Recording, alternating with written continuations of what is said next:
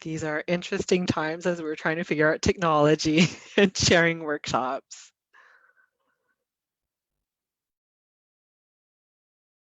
Okay. So my second device isn't loading. Is there anyone in the group who can confirm with us that we are being seen on Facebook right now?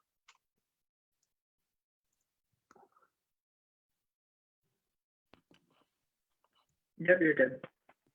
We're good? Okay, perfect. So welcome everyone. I'm super excited. We've been hoping to have this workshop for a little while now. My name is Joel. My pronouns are he, him, elle, lui en français. And I work at Max Ottawa. And I look after some of the mental health programming here at Max Ottawa, which is located on unceded, unsurrendered Algonquin territory. And we're super happy to have Rahim with us today to talk to us about collective community grief in these complex times. So this is happening via Zoom and online on Facebook Live. The meeting is being recorded. So for folks who might not be in the best headspace to join us right now, know that you'll be able to access this later as a recorded video. So what I'm going to do now is I'm going to let Rahim introduce himself and begin the presentation, and then let us know what to expect in terms of the question period and housekeeping and whatnot. So welcome, Rahim, and welcome everyone. Great, thanks for having me. My name is Rahim. My pronouns are he and him. I'm based in Toronto, but have a love for Ottawa and in particular Max Ottawa. They've called me down several times to do talks like this. And I think what's particularly exciting is that we're learning new ways to connect, amidst this global pandemic and all kinds of loss. We are learning to connect, we're learning to adapt and readjust. And so I'm happy to be here. I am a social worker by training. I provide a lot of individual psychotherapy, primarily to people who are queer and trans identified, but also the community at large.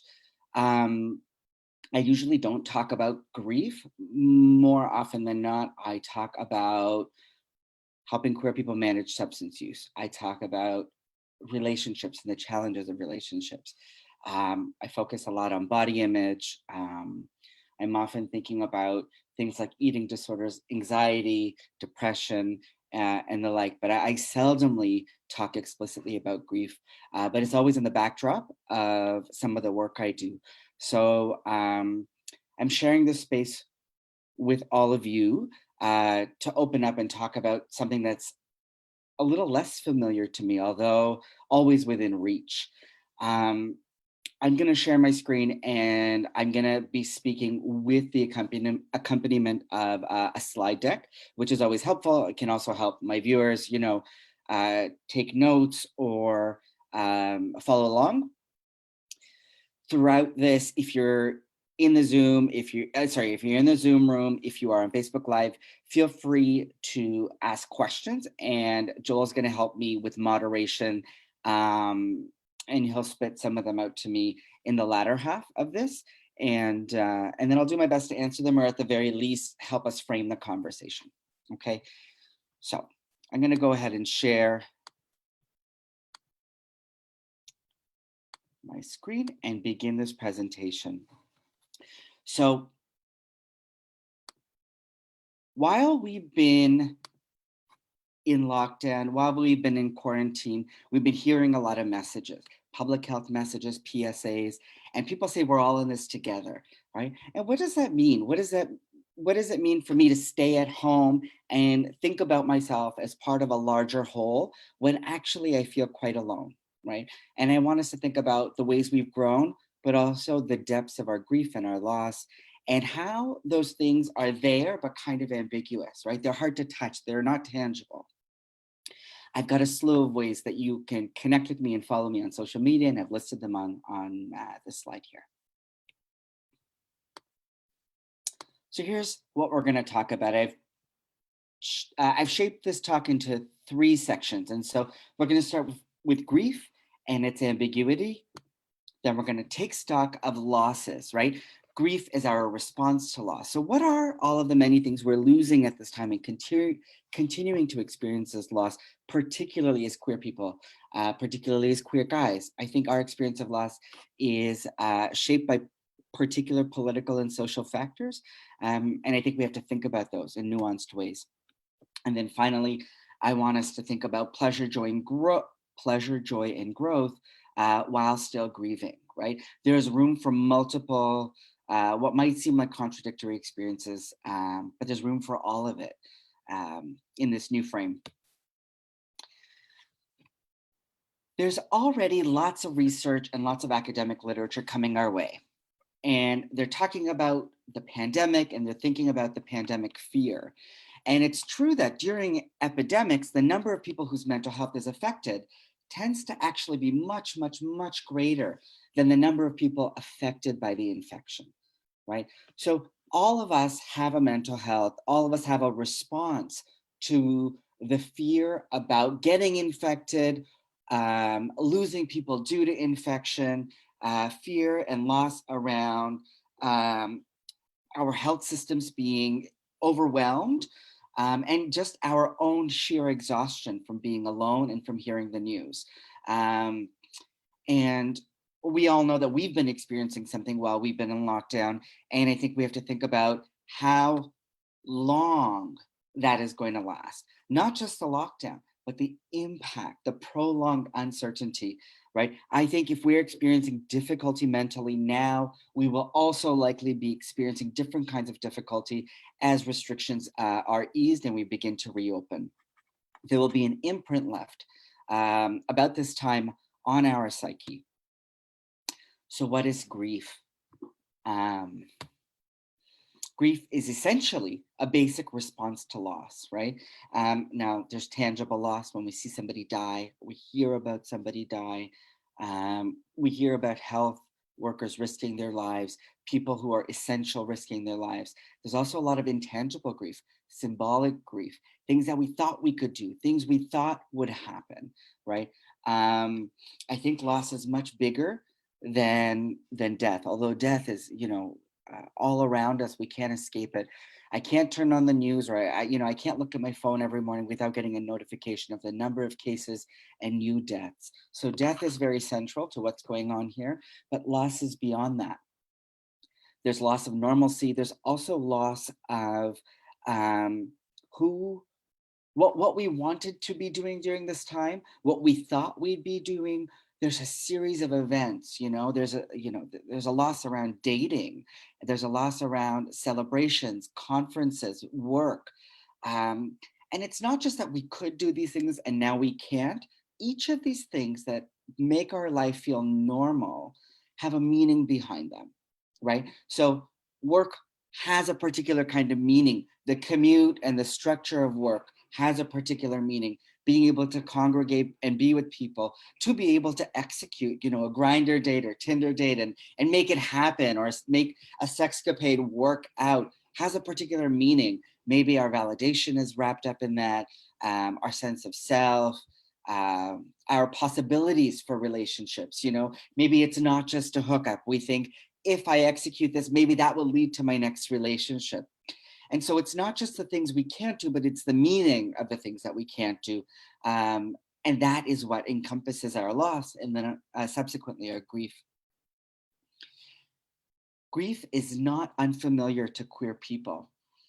I would argue that, when we were thinking about coming out, we anticipated loss, we anticipated rejection. And many of us had very real experiences of rejection and experienced loss of friends, loss of family, loss of financial stability. And depending on when we were coming out, when we began living our queer lives, we experienced loss to HIV. And even if we came out post, epidemic, we became familiar with other people's grief and how they talked about the depths of their losses. So I just want to say that, there's an ethos already embedded in our community, just the way we learned about, drag and circuit parties and leather and dancing and being in new ways with each other, we also learned about grief and its central anchor in our community. And so collective grief, how we grieve together, the thing we experience as a community is going to be shaped by our identity, right? We can't express ourselves, we can't convene, we can't do the things that we usually do that express our identity. Something as simple as haircuts, if masculinity is important to you and you rely on a haircut to express that masculinity, you no longer can express your queerness in that particular way. As I had said, collective grief is also rooted in our history. We have the experience and the ongoing experience, depending on where you are in the world, of loss related to HIV. I think we've thought about ways to grieve collectively when it's come to that. A lot of our racialized queer families continue to experience police brutality that is targeting racialized people, Black people in particular. And so loss and grief is part of our history, but we are learning how to grieve collectively now in new ways. We also have really interesting ways of being. A lot of us don't have kids. A lot of us aren't married. A lot of us live alone.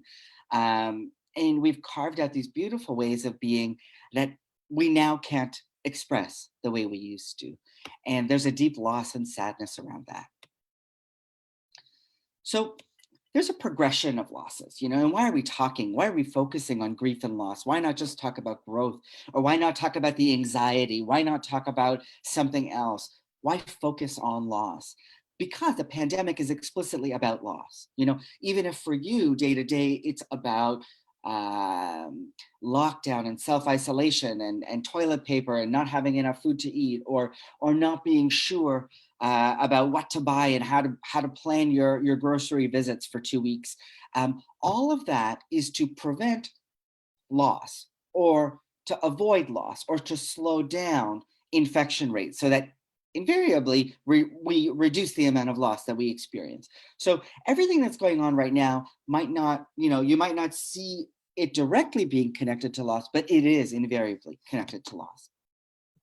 I remember having this realization in early March when I saw this article that said social distancing, this is not a snow day. So when people were first talking about this thing, I was thinking, okay, what does this mean for me? What does it mean for my job? Does it mean we get a few weeks off? And you know what? A few weeks off could be great. Maybe I will just invite people over and we'll have these secret parties and I'll just get to unwind and we'll make cocktails and we'll hang out. And I see this article and boom, I realized this is not a snow day. This is not an opportunity, a new opportunity around time. It's not this magical thing where I can hang out in small groups and not pay attention to other things. I am required to self-isolate and take on this immense responsibility for myself and other people around me. I think quarantine and just being, I live by myself and just being in this bubble has really shifted my concept of time. And when I think about getting things done or working from home, I also think I'm bombarded by news of people dying constantly and the new infection rates constantly going up. It's hard to know, some people think we're on the other side of the curve, and I understand, theoretically, like you could be on the other side of the curve and still have high infection rates. But emotionally, what does that feel like? It still feels quite jarring, right? And it makes me think about time being on a pause and not knowing how I should be engaging with time. I used to work at a sexual health clinic and I did HIV testing. And I remember people saying things, after they tested positive, even though they knew HIV was a chronic illness, they would come back in subsequent sessions and they would really talk about how time has changed and how they feel like, just like, maybe nothing has changed in terms of like the messaging we were providing, they were also thinking about how everything has changed. And so that has really stuck with me. And there is some literature that talks about how people's conceptualization of time changes after a new diagnosis of some kind. And what ends up happening is that people mobilize all of their resources, their mental resources, to think about how they want to live their life, because suddenly they see time differently. They see their life as time limited, right? So they're thinking about, what do I need to accomplish? Which relationships do I want to prioritize? How do I want to spend my time? All of this kind of thing happens. Who do I want to say goodbye to if their illness is at that stage? Now, think about what it means for us to think that we might be very vulnerable to COVID-19, or people we love might be vulnerable to COVID-19. Maybe we've experienced specific deaths related to COVID-19. How does that loss shift our concept of time? How does being in isolation feel like a relegation that is like a diagnosis? And how does that backdrop of time changing and shifting impact how we relate to one another and ourselves? For some of the clients I work with, and even myself, some of the experiences that are coming up are around regret. Why didn't I start something? Why didn't I start going to the gym before this? I've always known I've been isolated, or I don't have a lot of friends. Why didn't I start going to those meetups before? There's lots of regret about what we could have set into motion before. And now we're realizing what real limitation looks like. What happens when there's no room for certain kinds of social anxiety, And then, of course, there's very real anxiety about every time we step outside our homes, are we introducing ourselves to risk? And then there's often the deep sadness that sets in. We're on week, I think 7 or 8. There's an incredible amount of sadness about, I feel that sadness when I watch TV and there's nothing sparking inside me. I'm like, this is not bringing me joy. This is just not bringing me joy. I'm tired of doing this. And I might think, oh, why don't I go for a walk? And I think, I don't want to, right? So there's deep sadness that comes with the sense of time being paused, because we don't understand, or we have a hard time comprehending the purpose of the things we're doing. There's this tension between doing more and doing nothing, right? People say, we're in lockdown. This is new time that we've been given. It's a gift. Let's try to resume normalcy. Let's get a bunch of stuff done. And other people will say, well, nothing is normal. Why pretend that? Fuck it. Like, don't do anything. All I can manage to do is really, lay on my couch and do the bare minimum to get by. And I'm just commiserating. I'm just ruminating about how hard this is. Watching the news is difficult, but I can't help myself from doing it. And when I do it, my physiological response after that is to do nothing, right? So we're engaging with time in different ways, and it's wrapped up in loss, right? So I would argue that people who are doing a lot are defending against loss in some ways. And there's nothing wrong with that. Please, if you feel productive, pursue it. Make also some room for your sadness, for your grief, for the things that are not actually normal, right? And for the people who are doing nothing and saying, giving the finger to the world, I would say, give your loss the space it needs, but also think about how you're approaching time, and it challenge some of your fatalistic thinking around time. Anybody that's asked me, how are you doing? And a number of people whom I asked, they say, oh, I've been up and down. And it took me a while to recognize, what does that mean? What does up and down mean? I know from my experience, it means that some days feel like a black hole, right? It's a dark, dark space of despair where I want to go to bed at 7:30. Yesterday, I did in fact go to bed at 7:30. I had a headache. I did a bit of Zoom calling, and you know what? I didn't know what it was, but it was just pure despair. I thought, it's winter outside. The weather's not gonna get nicer. Nothing's going to be normal. I'm tired of connecting with people online. Even this, I'm so happy to be doing this. And it's so weird to not have an audience and to gauge people's response and to really connect with people. And of course, there's been moments where I'm feeling very up. I'm cooking and I ordered fried chicken the other day. Well, it also gave me diarrhea, so there was that. But there's fun moments and there are really difficult moments. And I think we are still figuring out the language around what that is. And I think that language is around grief. I think a lot of us are thinking about the impending losses. So, I work with some clients who say, I've been working so far and my work has been decreasing and I'm just anticipating what's going to happen.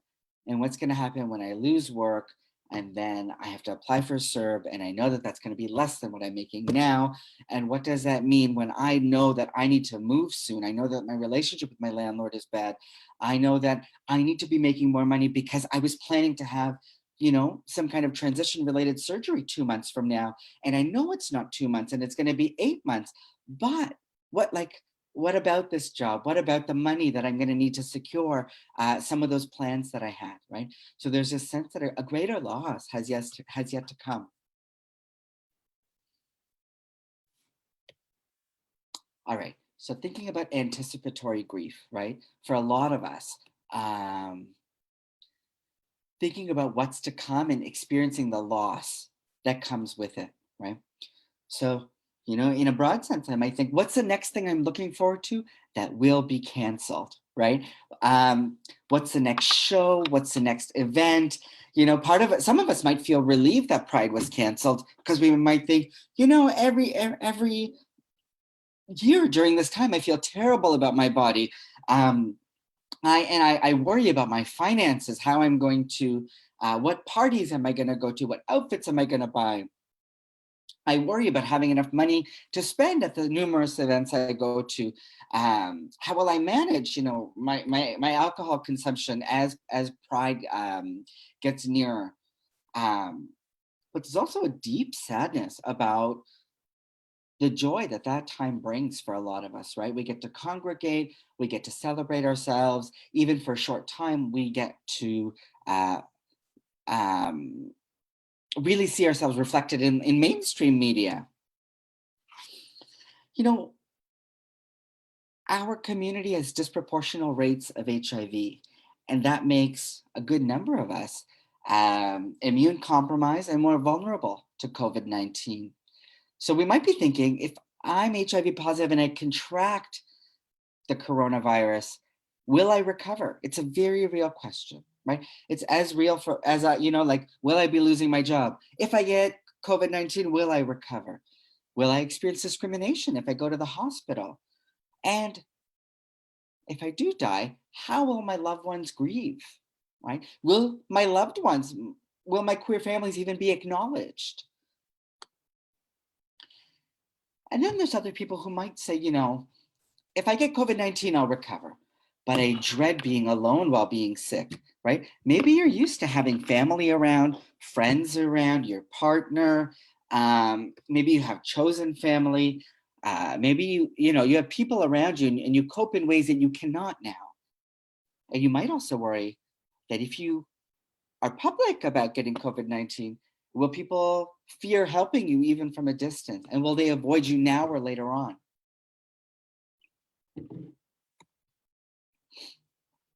I've been thinking a lot about this. If I break quarantine, how will I be judged, right?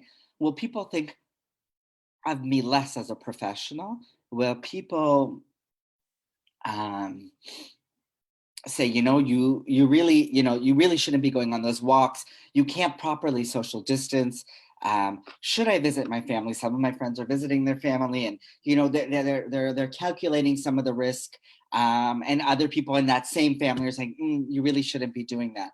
So I'm not really talking about what is an objective risk and what is not, but more so when we think about being judged, we think about the loss of approval from other people or being evaluated negatively from other people. And I think there's a bit of a loss wrapped up in that. Maybe we're thinking about specific members of our community, family or friends, that are quote unquote vulnerable, right? So they're immunocompromised, they're elderly, and we can't not think about possible fatality. And we're thinking about, how will we respond? What does that mean, right? Will we break quarantine to help them in some way? Do we know about the resources that we can mobilize to support them? What will that look like? One of my favorite therapists that I listen to regularly and I follow her work is Esther Perel. And on her website, she has a whole section around lockdown and anticipatory grief. And so she says, we're not quote unquote working from home. We're trying to adapt to an entirely new worldview while working, learning, teaching, partnering, parenting, and more on top of each other in the midst of a global crisis. We're not tired, we're burned out. We're not waiting for things to return to normal. We're obsessing about what normal will even be after this. And for that matter, when is after going to come? Right? So this is loss. This is loss of normalcy in all of the ways you can imagine. And there's deep grief for that, right? And I'm talking about it like it's this dire thing. And of course, there's going to be lots of moments, or most of the time, maybe grief is in the backdrop, right? But there'll be lots of moments where it's also in the center. It's central in your life and it's facing you and you can't look away, right? It's there. And it might put you to bed at 7:30 on some days because you cannot escape it. Now, I was thinking about a spectrum of loss, right? Because there's got to be something, a different way to talk about something that feels like a symbolic loss, or a loss of plans, or a loss of, connection to people versus death. And so I came up with a rough spectrum. Forgive me if it's not ideal or if it doesn't completely resonate with you. Really, I ask you to humbly, get in contact with me and help me think about it in other ways, or think about it in other ways for yourself. So the most immediate thing I think about when I think about the spectrum of loss is just the loss of daily routine, right? And that shapes our connection to food, exercise, work, connection to others, how we even greet our baristas, the bars we go to, all of this kind of thing. Our personal goals, our personal plans, if you're somebody who loves to go to the gym all the time, now it's a bit funny because a lot of us gay men, the connection to gym, we love to say it's wellness. When it might be, but it's also managing our body dysmorphia. It's also thinking about the connection between having a particular body type and being able to get sex, right? So we're constantly thinking about those things, and all of those things are kind of like inadvertently put on their heads. I know I'm not alone in this, but I've experienced this, and I know a number of my clients and other friends have experienced a processing, an inadvertent processing of prior loss and trauma, right? So you might find yourself thinking about previous relationships. Lots of people are talking about vivid dreams. We just have so much more space to think, right? Whew, I gotta open a window here, excuse me.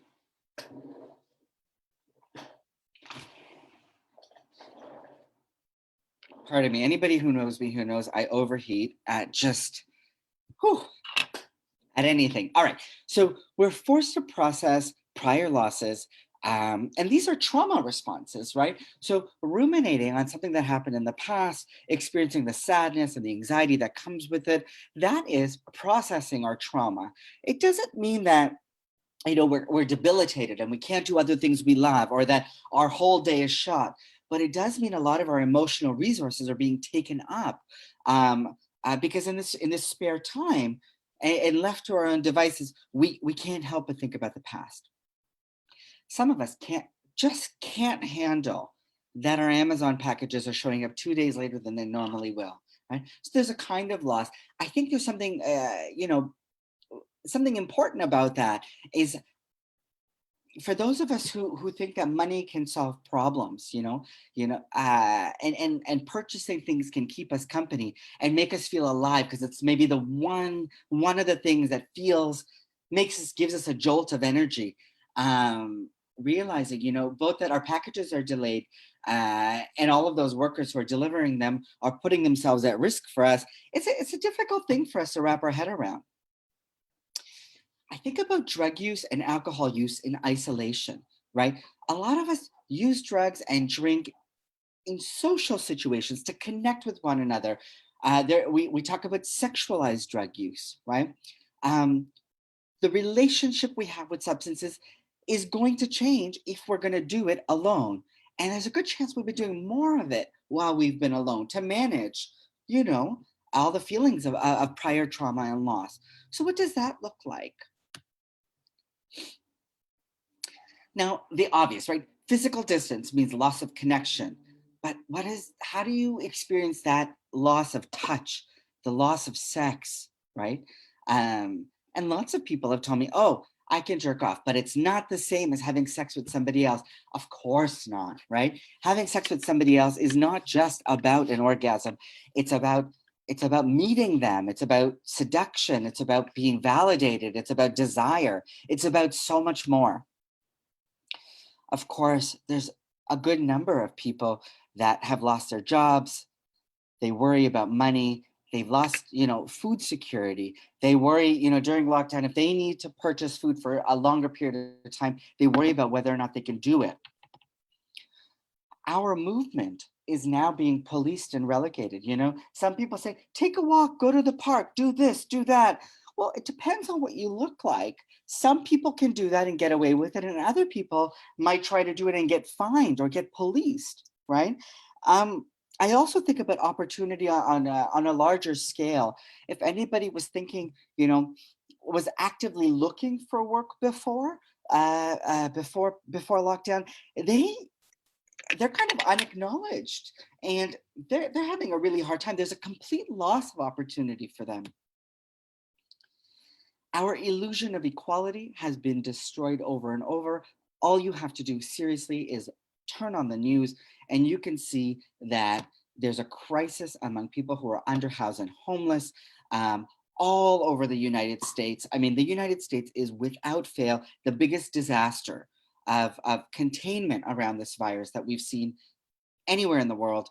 And it's brown and black bodies, brown and black families in poorer neighborhoods that are bearing the brunt of this virus and the brunt of the deaths, right? So the illusion of equality is completely destroyed. And all you have to do to get in touch with that reality is turn on the news. People who had ways to manage difficult or toxic relationships are now, really struggling. They cannot cope with the reality of intimate partner violence or even relationship dissatisfaction in ways that they might have before, because they're in close quarters with somebody who is abusive, or at the very least, somebody who doesn't meet their needs, who aggravates or triggers them in many ways. I think for a lot of people, and I there's days that I feel this too, we might feel like we've lost perspective, right? And we don't have people to bounce ideas off of. We can't access people in the same way we used to. It has to be scheduled as a Zoom meeting. And we might have well-developed strategies for our own mental stability, right? We might use exercise, eating well, doing this, doing that for our stability. And we might be grieving the loss of those things. And so what that means is we feel like we're going backwards, we're regressing. There is a very real reality of labor exploitation, and we're all seeing that around us. There's a number of workers who cannot, not just like, we can't just say that they're essential, right? There's some people that are essential and getting paid very well, and there's other people that are essential and getting paid nothing. And so the reality of that labor exploitation is a huge loss, and it's looking us in the face. It's also it's in line with this illusion of equality. And there's people in our lives, and it may be us, who are on the other end of that exploitation. We see the wildfires in the long-term care facilities, and it goes to show us whether or not you have you are an elderly person, or you know an elderly person, or you have a friend who knows an elderly person that's affected by COVID-19, we are all at some point going to be aging or in the process of aging. And to know that we are not set up to take care of our elderly is quite disheartening, right? It's devastating, really.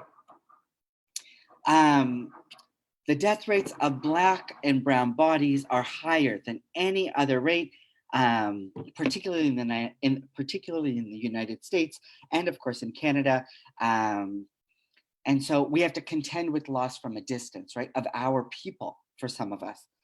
And then, of course, there's death, the very real, concrete, tangible experience of loss. Death of a loved one, death of somebody that was close to us in the community, death of a family member, death of a friend. The other thing we're grieving is looking forward, right? What will future look like? What will work look like? How will I get to work? How will I take a break from work and travel? What does school look like? How will I get to work if if everybody around me is suddenly a vector of illness? How will I celebrate? How will I do anything in the future, right? So here's my spectrum of losses that I've envisioned and I've been thinking about. From loss to grief. So grief, as I said before, is our basic response to loss, right? When I think about grief as an experience, right, it's different than anxiety or depression. Because when I talk to clients, and even myself, when I think about how to identify, endure, manage something like anxiety or depression, it's the triggers for it are clearer. It's more predictable. And I use that predictability for treatment and management. But grief is amorphous. It doesn't have a shape. It's ambiguous.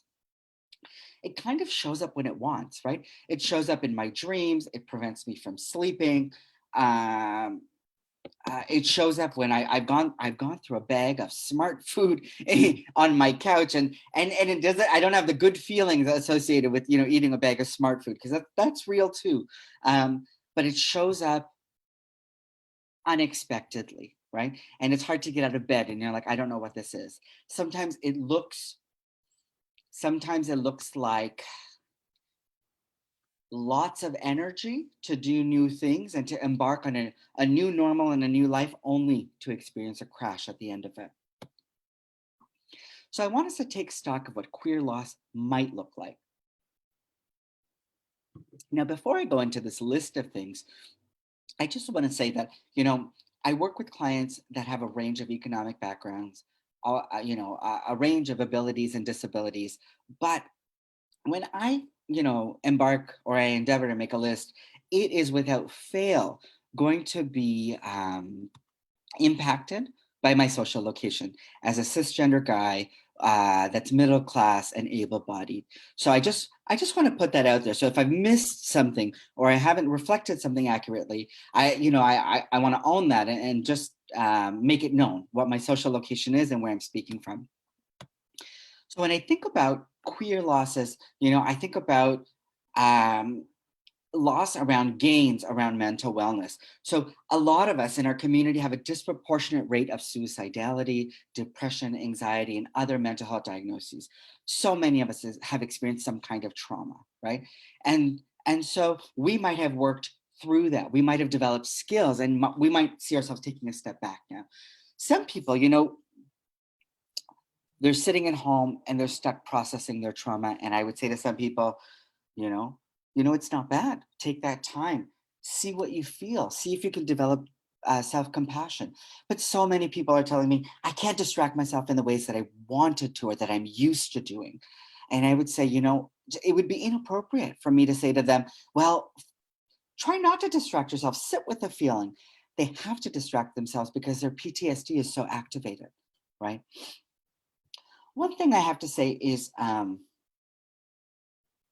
of the people I've been working with who struggle with OCD and significant anxiety,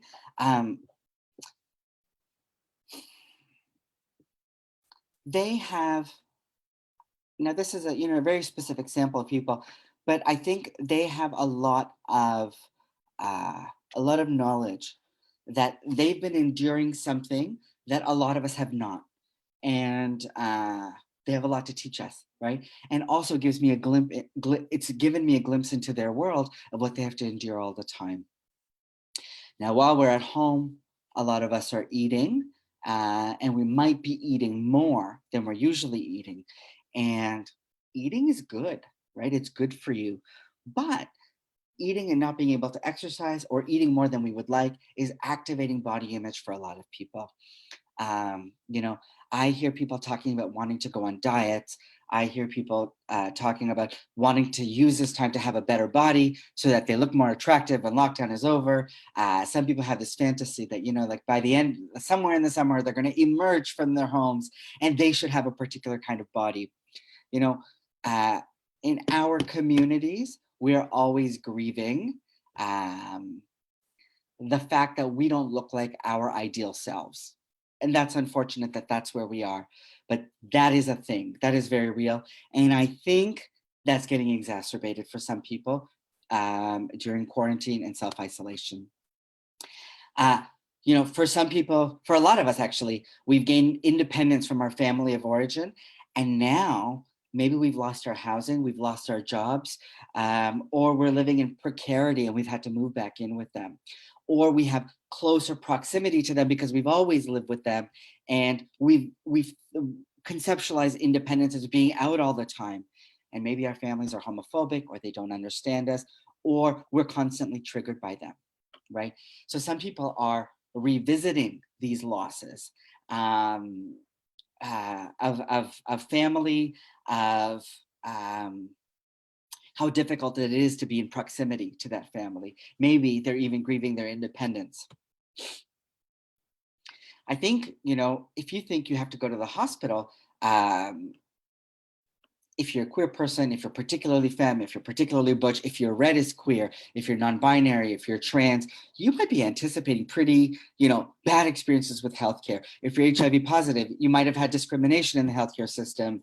So thinking in this time, you know, of illness and the prospect, the outcome of being sick, what does that lead to?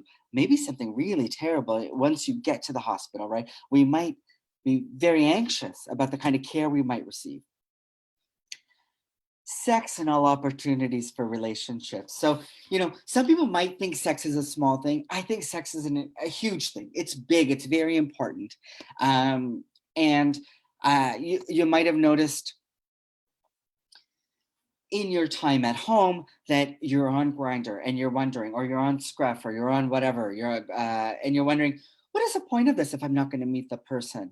And then some people are thinking, well, maybe I'll meet people and I'll have a Zoom date and I'll make the most of it and that'll be great. But lots of us, you know, are constantly looking forward to these, not just sex dates, but these opportunities to connect because we've been longing for relationships for a long time. Now, realistically, 3 months, 4 months in lockdown, are you going to meet the man of your dreams during that time? You know, probably not. But that is not the point. It's the meaning we attach to these things that we do all the time. We do around the clock. I know very few gay men who are not on their phone every day on Grindr or Scruff, you know, at least chatting with people. Job security. So not only are people losing jobs, right?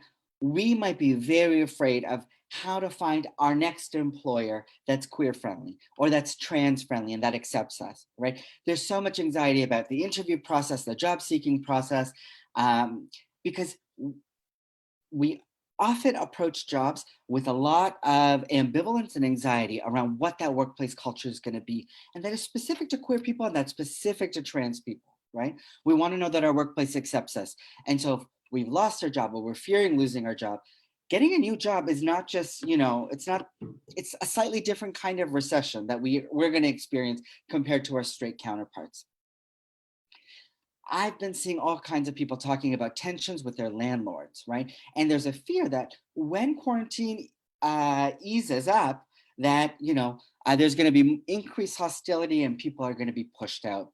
And what does it look like to look for houses when you're a same-sex couple or when you're trans, when you're visibly queer in some way and you know you get discriminated against when it comes to housing? I think there's a number of people that have been looking forward to their top surgery, lower surgery, and all of it is indefinitely postponed, and that is very difficult. And it's not just a surgery date, it's all the planning you do around it for preparation and for the aftercare, all the feelings around dysphoria that come up when you think about this thing happening and then know that it won't be happening, right? There's aspects of community activism that have been put on hold. It hasn't ceased to exist, but we're not able to come together in the same way, right? And by that token, we are seeing one by one all of our queer-owned spaces and businesses closing, right? And even though there's been rent relief offered or relief offered to commercial businesses, those are business owners, right? And I know at least in Toronto, in the gay village, none of them have been shouldering the losses, right? They have been ruthless in not applying for any kind of subsidy or relief and demanding that their renters pay them money when they can't. And what we're seeing is gentrification and capitalism on steroids, where people do not care that these queer-owned businesses are going to go away. There's a huge loss of community. And in place of it, rents are going to go up, and in place of it, it's just going to be chains, right? How many more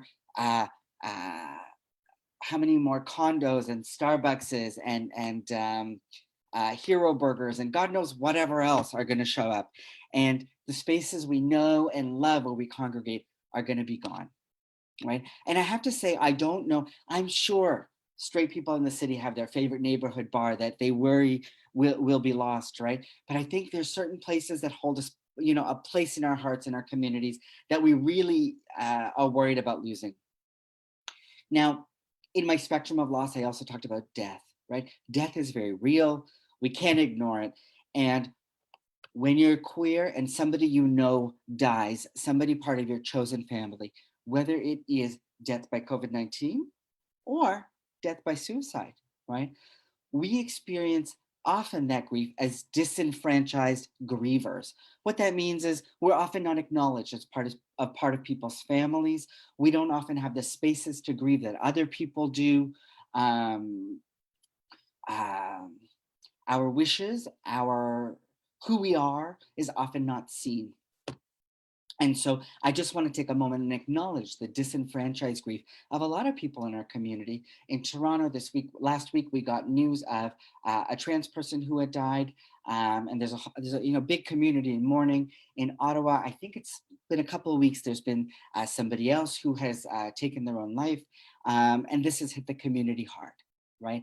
And even under normal circumstances, you would know that biological family has a lot of rights to the rituals around, funerals, and we experience disenfranchised grief. We attend and we're on the margins and we create our own kind of ritual, our own kind of mourning space. And we are now more disenfranchised than we would otherwise be. So, when you think about the general stages of grief and how do they apply, there's denial, where we think something won't affect us, or we laugh at a person because we think they're being too neurotic about the precautions. And then when we come to terms with our losses and we acknowledge them, we start to get angry. I can't go outside. People are controlling my body. People are telling me what to do. I can't go to this event. I can't do that. And then, I saw bargaining really come out, when I was thinking of, I was looking at a lot of gay men's posts around how they might negotiate sex and how they were talking about taking calculated risks, and they were applying a lot of language that we have adopted and we've learned through HIV, right? We know all about infectious disease, but of a very particular kind. HIV is much more controlled than COVID-19 is. And I saw us as a community applying what we know about HIV to COVID-19, even though it is so different.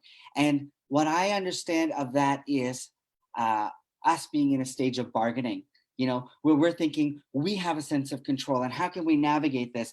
And unfortunately, I don't think that there's a ton of calculated risk you can take when it comes to casual sex with casual partners. When, there's a 2-week window period for when symptoms can arrive for something that you can get anytime you go to the grocery store, and you have to go to the grocery store or, inadvertently leave your home every few days or once every couple of weeks. And then there's a deep sadness or depression, when we don't know when something will end. And there's moments of acceptance, right? There's moments of acceptance throughout this, and those are our opportunities to grow. So you might say, Rahim, you're focusing so much on grief, but I've been doing so well, right? Some people have been doing great while they're in lockdown, and other people have been, as they say, up and down. So what has been the up for lots of people? I think people have been exploring, honing new skills. First of all, technology. We're all learning how to use technology in a way that we never thought we would. We're also cooking. The Instagram posts of cooking are through the roof. And that is something to be joyful about, right? That's beautiful. We are seeing just how adaptive humans are. Excuse me. We're seeing just how adaptive we are. I was on a Zoom call yesterday with, an aunt of mine that's 70 years old. She never would have thought to use Zoom ever before. There never would have been a reason, but suddenly we're doing it, right? And we're finding new ways to connect. And there's something really interesting in that. The mental health part of me can't help but say, oh, there's some grief and loss there, right? Because does that mean we will forego connecting in the old ways that we used to? If I were to think about a silver lining about being alone, and being in quarantine and having to self-isolate, I think about the feelings that come up, and I think about them as being in a laboratory, right? So I'm not necessarily thinking about, I don't have this confusion about, is my anxiety or my increased substance use, is it being caused by work or this conversation I had with people, or this fluctuation in this week about what I ate? There's a lot of things in my environment that are pretty stable, right? So I'm thinking about it as a laboratory. I can monitor my drinking in a new way. I can monitor my emotions. I can monitor my sleep. There's an opportunity for me to work through things and find a rhythm in a way that I couldn't always when I was dealing with the flow of everyday life.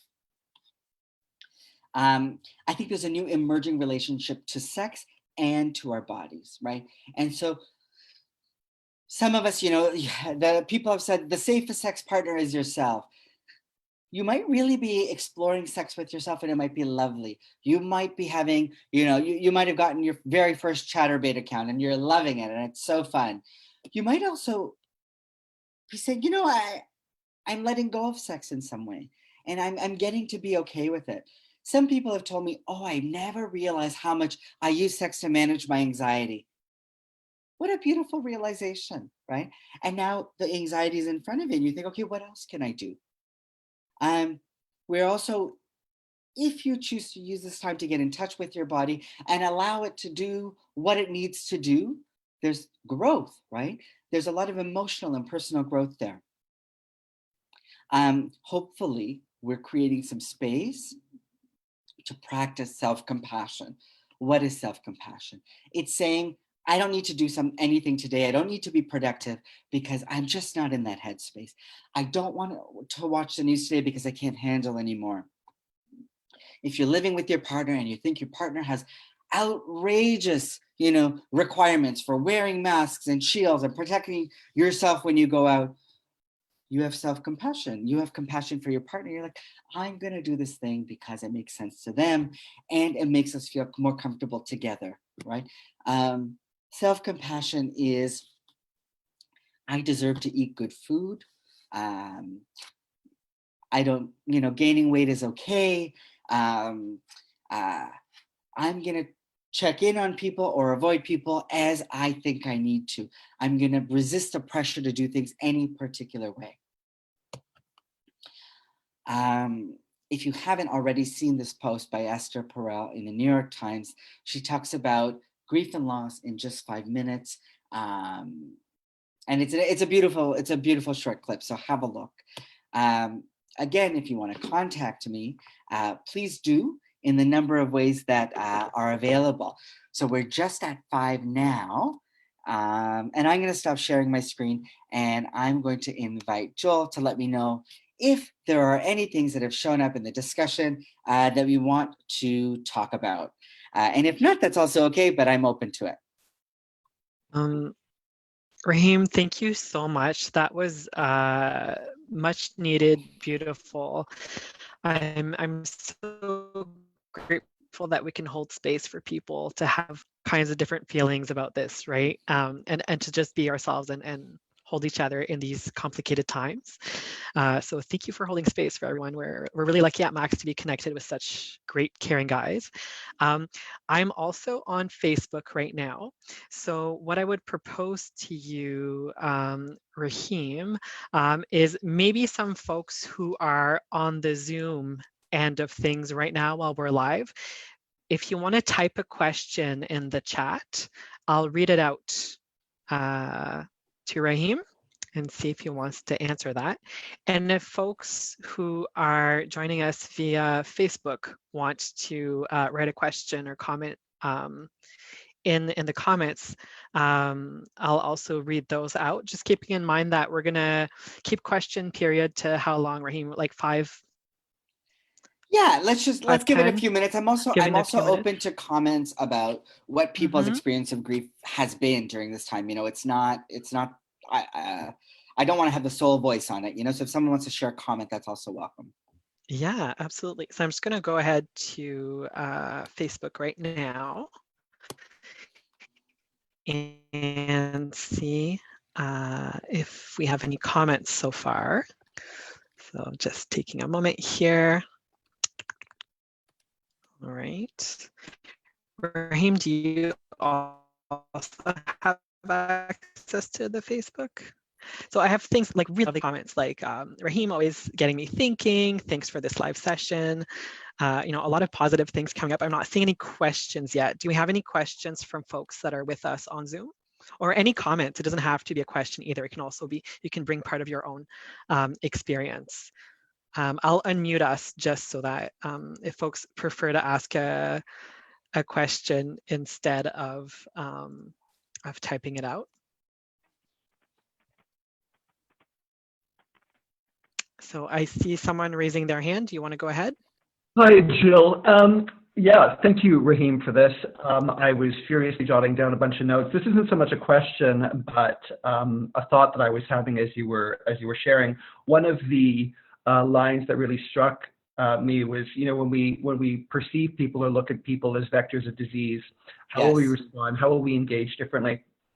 And what this brought to me was that how in the GBMSM community, we do have the experience of HIV/AIDS to look at and go, okay, there's a community of guys who know a time before HIV/AIDS and a time after HIV/AIDS. Well, not after HIV/AIDS. We're still in it, but they have the experience of knowing what life was like before, and then all of the ways in which we as a community have adapted, been nimble, been empathetic and generous with each other. And when I think of COVID, I am hopeful that we as a community will be able to look at that experience and go, okay, we have all gone through the time before COVID, recognizing we operated in a certain way. And as we did before, we will adapt to the reality of whatever comes next after the physical distancing is done, and as we begin to engage with each other again. There was a time where we perceived each other as potential threats, you know, to use words like, you know, vectors of disease. And, you know, I think we did a pretty good job adapting to, you know, instead embrace each other, use different strategies in order to develop intimacy. And my hope is that we'll see that happening again. Absolutely. Thanks so much for that.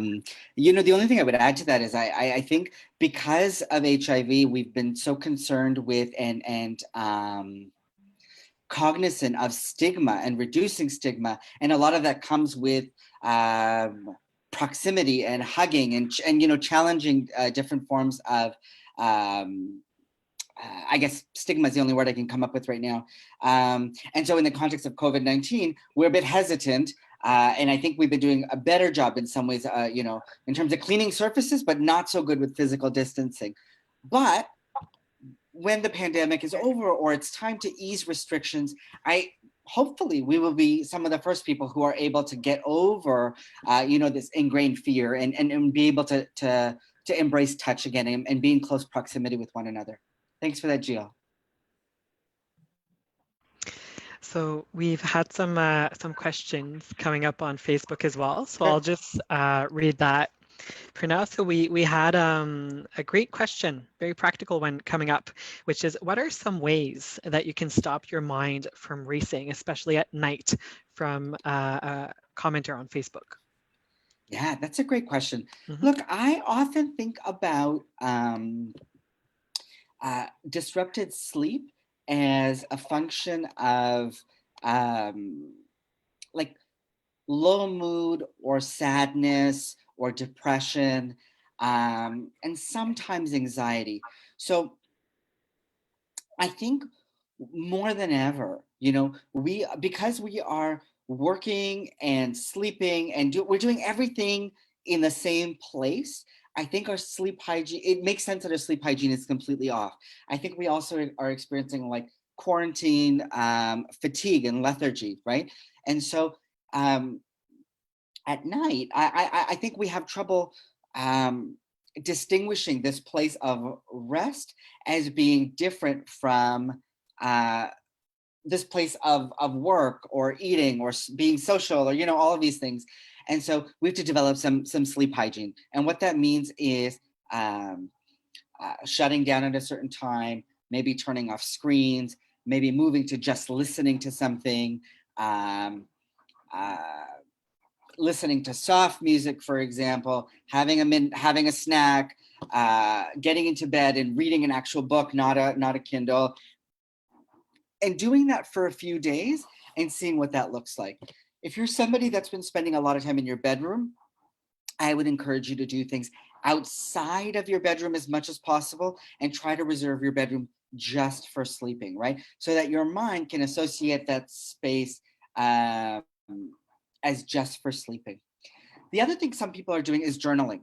Now, journaling can be very helpful depending on how you approach it. You know, if you are okay with doing free association, or you have a very strong, like a linear purpose of like a gratitude journal, for example, right, where you list the things you're thankful for.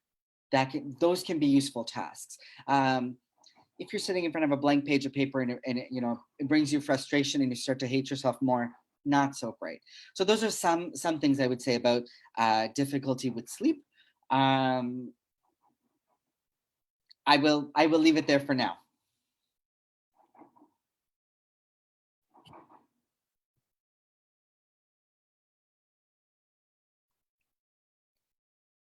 I'm seeing another question here.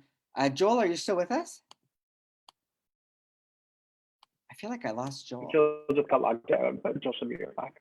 You know what? Okay, so Joel's logged out, but I see another question here. Says, what are your thoughts around internal policing of each other in online spaces like Grindr, etc.? This is really interesting. You know, I think the policing is coming from a place of fear and worry, and that is completely legitimate. We don't want to get infected. We want to tell other people what to do. It's for the safety of the community. We see ourselves as like these agents of change, and we're doing this, you know, we have some responsibility where we've been told to stay home and take on responsibility, and now we're trying to do that and extend it to other people. I think the challenge, though, is that if we try to do it too harshly with other people, they are going to respond with defiance, right? Because nobody wants their body to be regulated. It does not feel good, right? We see across America people wanting to liberate their states, and part of it is because they want to go to work, and you know, it's a working class struggle, really. You know, we want to go to work, we want to be able to eat, we can't shut things down. But another thing that people are saying is that another thing other people are saying is that they don't want to be told what they can and can't do, right? So part of, I don't know if this is just a Western thing, but we don't want to be told what we can and can't do. We were told that when we're adults, we would not have to answer to anybody. And here we are, beyond our control, being told that we can't go places. So what I would say is, to answer your question more directly, is that think about gentle ways to suggest people be cautious, and then recognize that you can only control your own behavior.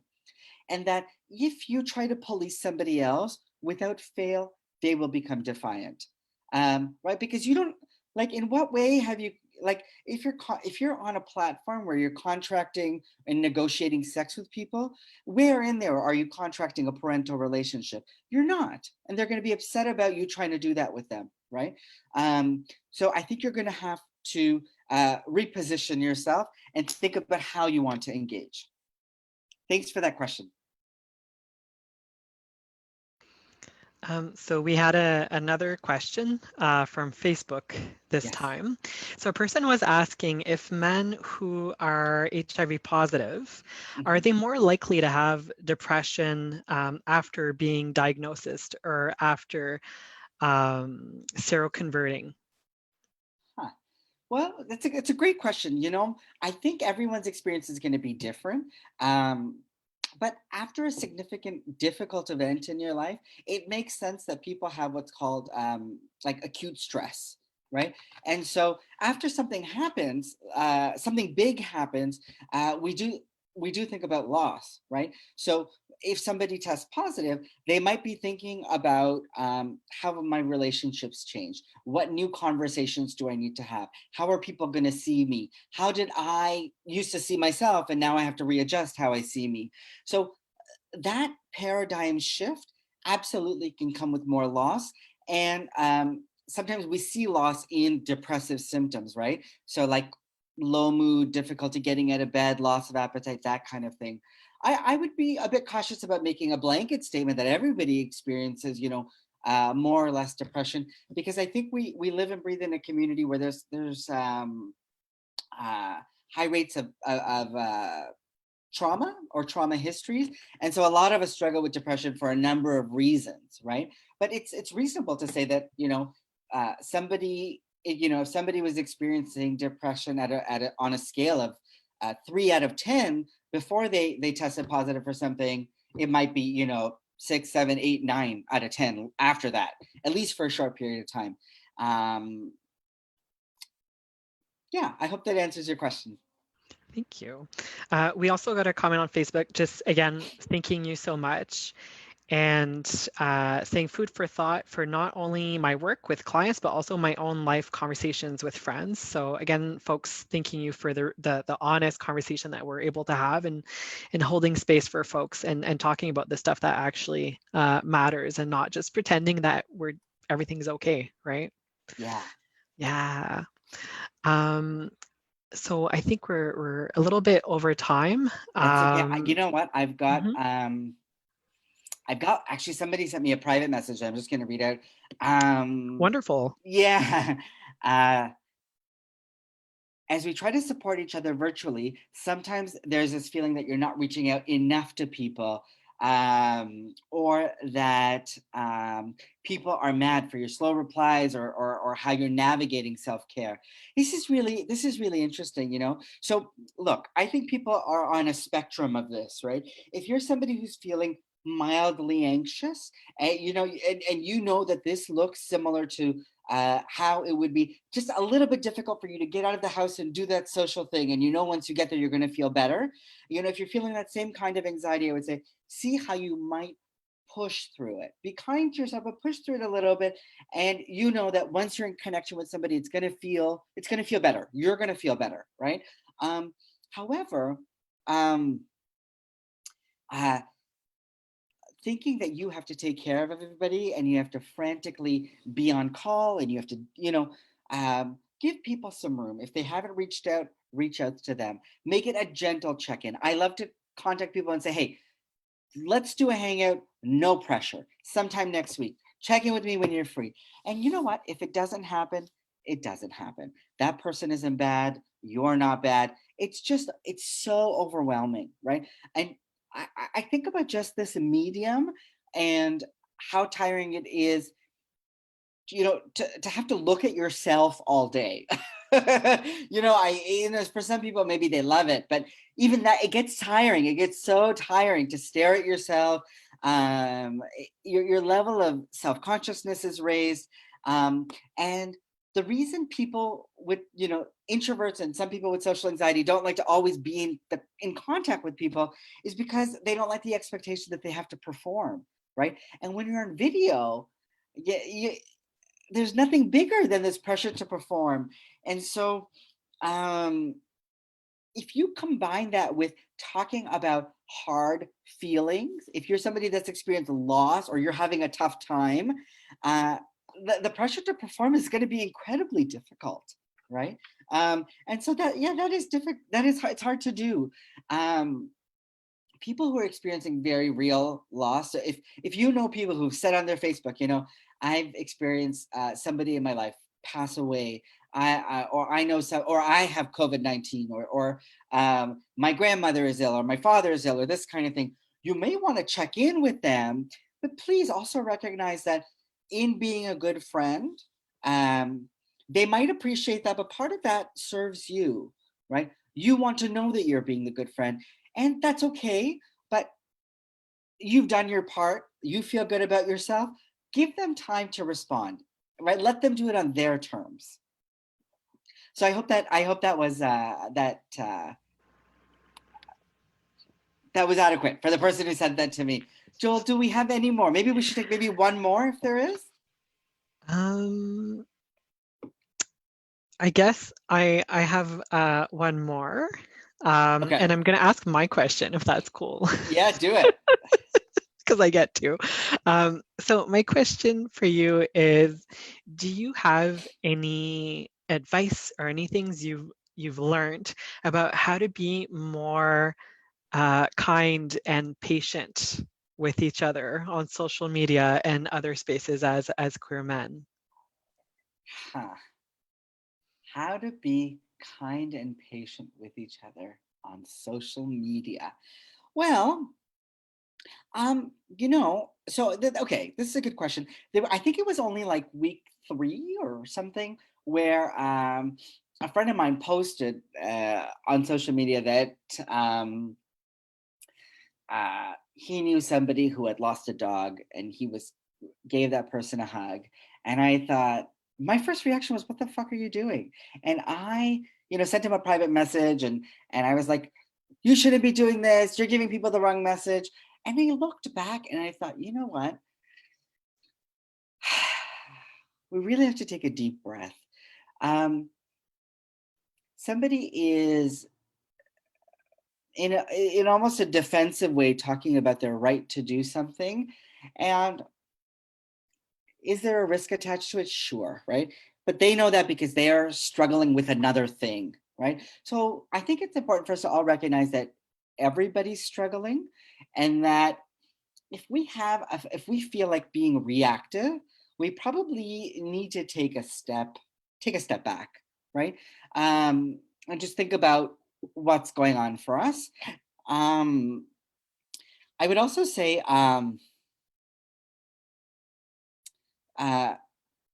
be kind to our friends who are not on top of the news every day. Like, it's part of my routine. I don't know, I'm totally nuts. Like, I wake up and listen to CBC, I go to bed and I listen to global news, and there's a desensitization that's happened as a result. And so I'm always talking about all of these stats and the latest thing Trump said, and oh my God, did you see that interview with Fauci, blah, blah, blah, blah. And I'm so on it. And I forget that there are very real day-to-day feelings and experiences I'm having, and that people in my life are having, right? And I need to disconnect from the news a little bit so I can pay attention to what's in front of me. And some of that is unfolding on social media, right? So to have some space for that, right? So I've got friends and I have clients who are struggling with their meth use and trying to figure out what that looks like in this time.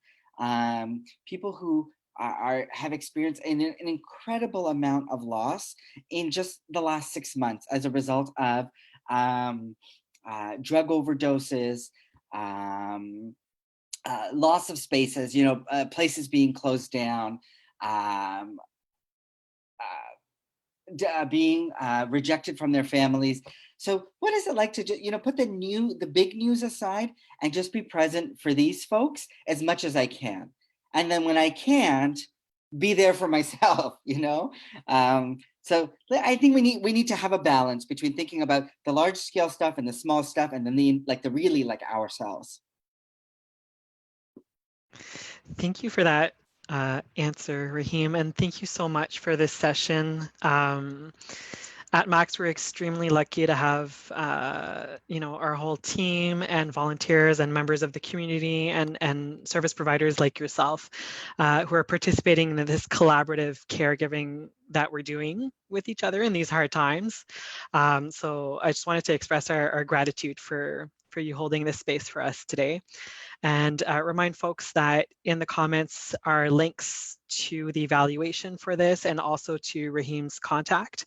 And do feel free to connect with us if ever you want to access our mental health navigation services or join our mental health skill share group or any of our other programs. We're around. We're here for you during this time as well. And thanks for being there for us as well. Talk to you later, everyone.